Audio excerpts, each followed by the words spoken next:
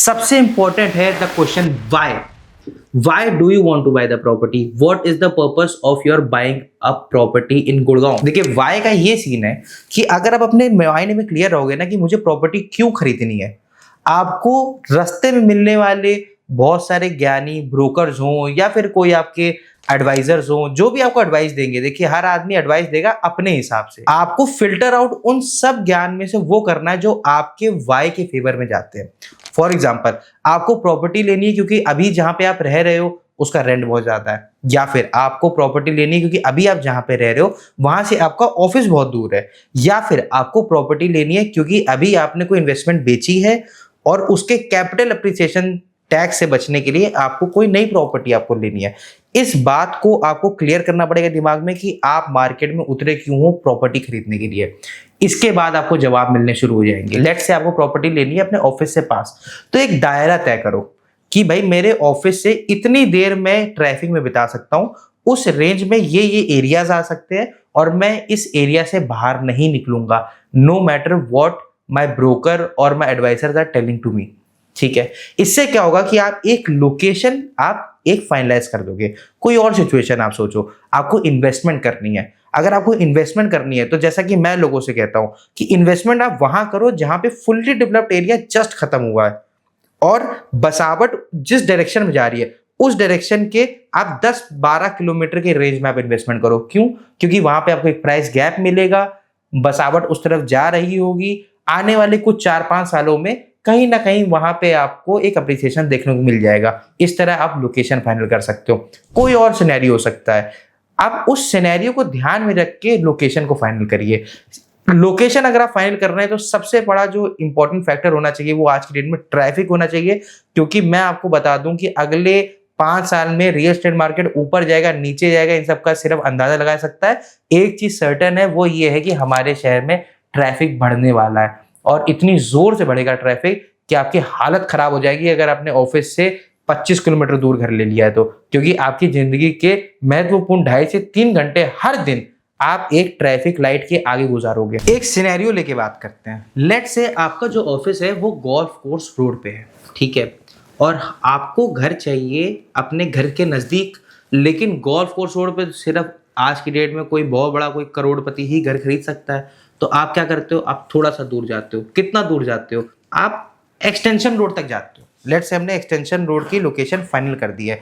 क्यों कर दी है? पहली बात तो मैं क्यों कहता हूँ अगर गोल्फ कोर्स रोड पे अगर आपका ऑफिस है, आपने एक्सटेंशन रोड की क्यों फाइनल करी, उसमें 2-3 सिनेरियोज आपके कवर हो जाते हैं। एक तो डिस्टेंस वाला पार्ट, आपका डिस्टेंस मॉडरेटली बढ़ेगा। गोल्फ कोर्स रोड पे अगर भीड़ बढ़ भी जाए लेकिन डिस्टेंस ही कम है तो भी कोई बहुत ज्यादा फर्क नहीं आने वाला है, ठीक है।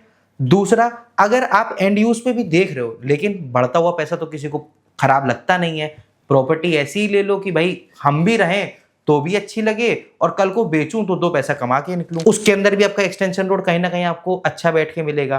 तीसरा, लोकेशन में एक्सटेंशन रोड क्यों कह रहा हूं अगर आपका ऑफिस गोल्फ कोर्स रोड पे रहता है, क्योंकि एक्सटेंशन रोड पे कहीं ना कहीं आज की डेट में मॉडर्न डेवलपमेंट बन रही है, एक स्काई लाइन बन रही है, वहां पे ऑफिस स्पेसेस आ रहे हैं। कल को अगर आपको ऑफिस स्पेस चेंज भी होगा तो या तो वो एक्सटेंशन रोड पे आएगा या फिर वो एसपीआर की तरफ चला जाएगा, कहीं ना कहीं वो मिड पॉइंट रहेगा। इसलिए अगर आपका गोल्फ कोर्स ऑफिस है इस सिनेरियो में, हमने लेट से एक्सटेंशन रोड फाइनल कर दिया है, ठीक है। अब हम सिर्फ एक्सटेंशन रोड पे प्रॉपर्टी देखेंगे। अब एक्सटेंशन रोड पे किस तरह की प्रॉपर्टीज आपको मिलेगी? क्लब हाउस सोसाइटी के अंदर आपको कोई भी आपको डेली नीड की यूज चाहिए, कुछ ना कुछ उसके अंदर दुकानें अंदर रहती हैं, एक अच्छी कम्युनिटी बन के आती है हाई राइज में, नो डाउट। नीचे अच्छा ग्रीन एरिया निकल के आता है, लोग काफी रहते हैं तो कम्युनिटी बिल्डिंग भी अच्छी हो जाती है। अगर आपके घर में बुजुर्ग है तो वो आपको पास बैठने का, शाम को समय बिताने का एक सर्कल बन जाता है, कहीं ना कहीं उनका मन बहलता है, आप लोग का भी एक सर्कल बनता है। आप भी किसी कंपनी में काम करते हो, बगल वाला भी किसी कंपनी में काम करता है, कल को आपको कुछ भी काम पड़ जाए या फिर आपको कोई फंडिंग उठानी पड़ जाए या फिर आपको स्विच करना है, इन सब टाइम पे आपके पड़ोसी आपके सही में काम आ सकते हैं। तो एक आपकी कम्युनिटी बिल्डिंग होती है हाई राइज में, नो डाउट। फिर हाई राइज में रहने का एक अपना चार्म होता है कि आप पोल्यूशन से ऊपर रहते हो। हालांकि पोल्यूशन तो आप चाहे जमीन के नीचे चले जाओ, उसकी डेट में आपको पकड़ के गले से वो उसके अंदर कुछ नहीं कर सकता है, लेकिन फिर भी एक हाई राइज में ये है कि अगर स्मोक 15th लेवल पे, आपका घर ही 21वें लेवल पे, तो आपको जन्नत जैसी फील आएगी। लेकिन फिर एक हाई राइज का एक फायदा रहता है। दूसरी प्रॉपर्टी आपकी लो राइज। लो राइज में क्या फायदा होता है? लो राइज का सबसे मेन जो फायदा होता है ना, वो होता है जो कि हाई राइज का कौन है, वो है स्पेस। हाई राइज में लोडिंग बहुत ज्यादा होती है, बहुत ज्यादा होती है। अगर आप 2100-2200 स्क्वायर फीट के आज की डेट में आप किसी भी बिल्डर का अपार्टमेंट लोगे ना, आपको उसके अंदर स्पेस निकल के आएगी 1000-1100 स्क्वायर फीट। 1000-1100 स्क्वायर फीट जिसके पर आप पैर रख सकते हो। 1000-1100 आप स्क्वायर फीट, आप समझ रहे हो? आप अंदर घुसोगे ना, आपको माचिस की डब्बी लगेगी। आपके दिमाग में आपने 2100 स्क्वायर फीट का अपार्टमेंट ले लिया है, 2100 स्क्वायर फीट का अपार्टमेंट ले लिया, बढ़िया 3 BHK ले लिया है। उस BHK में आपका क्वीन साइज बेड डाल दो तो खड़े होने की जगह नहीं है, या तो आपका एक पैर बेड पे होगा या फिर दूसरा बेड आपका बाथरूम में होगा। तो ऐसे अगर आप लेआउट अगर आप चूज कर लोगे ना, सिर्फ ब्रांड और लोकेशन को ध्यान में रख के, और लेआउट को आपने ध्यान में नहीं रखा, तो वो प्रॉपर्टी सिर्फ पेपर पे आपको अच्छी लग रही है, जब बन के निकलेगी ना तो उस साइजेस के जो 2100, 2000, 1900 स्क्वायर फीट के जो साइजेस है, इनके कोई अप्रिसिएशन नहीं होना है। आखिरी में आके आप इनको कुछ ना कुछ टूटे हुए रेट में ही बेचोगे। ठीक है, अगर आप हाई राइज लो, मिनिमम साइज आप लो तो कम से कम 3000 स्क्वायर फीट के तो हेर फेर लो, कम से कम 1500 स्क्वायर फीट का एक लिवेबल एरिया निकल जाता है। अगर आप 3000 स्क्वायर फीट से नीचे का साइज अगर आप अफोर्ड कर पा रहे हो, क्योंकि हाई राइज कहीं ना कहीं महंगे भी होते हैं, तो आप शांति से लो राइज में चले जाओ। लो राइज में कम से कम घर ऐसा बनेगा कि घर में घुसोगे तो घर जैसा लगेगा, वो पीजी में नहीं लगेगा।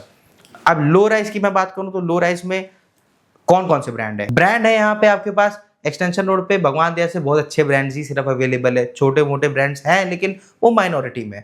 अब किस तरह की अलग अलग कैटेगरीज में ब्रांड है, एक तो है टियर 1 ब्रांड, जिसके अंदर आपका जैसे कि DLF हो जाता है, या फिर आपका इमार हो जाता है, या फिर आपका आईरियो के कुछ पुराने प्रोजेक्ट्स है वो भी हो जाते हैं, या फिर आपका एक्सटेंशन रोड पे आने वाले डेट में भी इधर अच्छे ब्रांड्स आने वाले। वैसे आपको मैं बता दूं, ओबरॉय और DLF के भी काफ़ी मेगा प्रोजेक्ट्स यहाँ पे आने वाले हैं। अडानी एक अच्छा बिल्डर हो जाता है, बिरला एक अच्छा बिल्डर हो जाता है। इन सब के आपको यहाँ पे ऑप्शंस देखने को मिलेंगे। अब ब्रांड के साथ आप थोड़ा सा सर्च करो। कैसे सर्च करते हैं ब्रांड्स को? ब्रांड्स को सर्च करते हैं उनकी पुरानी प्रॉपर्टीज को विजिट करके। उसमें आपको भले लेना ना हो, लेकिन आप उनकी प्रॉपर्टीज एक बार जरूर देखो। 99 एकर्स, मैजिक ब्रिक्स टाइप की साइट पे जाओ, देखो कि वो प्रॉपर्टी कब स्टार्ट हुई थी, कब उसकी पोजीशन आई। या फिर आप उनके रेजिडेंट्स को भी आप कॉल कर सकते हो कहीं से नंबर जुगाड़ करके, भाई आपको प्रॉपर्टी में कैसी मेंटेनेंस लग रही है। Maintenance is the main thing. Maintenance अगर आपका बिल्डर अच्छी कर रहा है तो कहीं ना कहीं प्रॉपर्टी आपको अच्छी ही लगेगी। फिर दूसरा हो जाता है उसका पोजीशन डेट। बहुत ज़्यादा लेट नहीं होना चाहिए प्रोजेक्ट। देखिए, थोड़ा बहुत लेट ऑलमोस्ट हर प्रोजेक्ट हो जाता है, लेकिन बहुत ज़्यादा ऐसा नहीं कि 4 साल कमिट किया था 12 साल में प्रॉपर्टी, 4 साल कमिट किया था 5 साल में दे दी, कोई इतनी बहुत बड़ी बात नहीं है। लेकिन दो चीज़ आपको ब्रांड को फाइनल करने में आपको ध्यान देना है। पहला करना है आपको उसका पोजीशन डेट, टाइमलाइन, कितने टाइम में वो डिलीवर करता है अपनी प्रॉपर्टी, और दूसरा वो प्रॉपर्टी डिलीवर करने के बाद उसकी जो 10 साल पुरानी सोसाइटी है वो आज के टाइम में मेंटेन्ड कैसी है। ये दो आपको कैटेगरी, आपको दो पिन पॉइंट्स आपको ध्यान में रखने हैं जब आप ब्रांड सेलेक्ट करते हो।